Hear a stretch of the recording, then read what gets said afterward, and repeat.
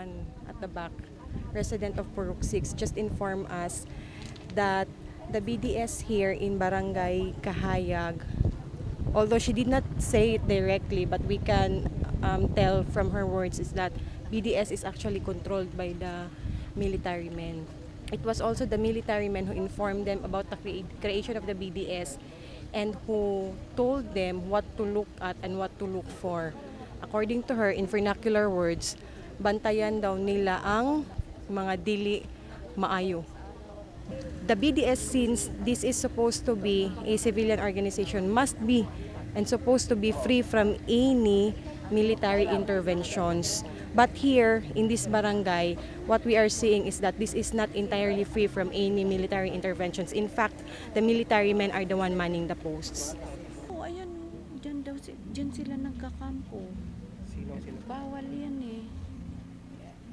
Unang-una pati ano yan, serbisyo publiko para sa mga sibilyan dito na mamamayan. Paano pupunta dyan ngayon yung health worker at saka yung mga tao kung nandyan sila nakakampo at nakatira? So, ang nangyayari, mga militar na ngayon ang nakatira dyan sa barangay center na dapat para sa sibilyan na mga naninirahan dito. Paano ngayon pa makakapag-deliver ng services ang barangay, no?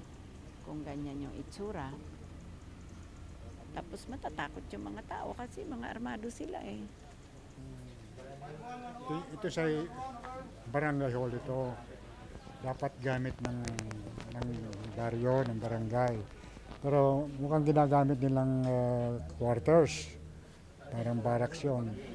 Kinu-question na namin yan sa House of Representatives na yung barangay yun, o kaya kahit itong health center, hindi nila dapat gagamitin na military barracks.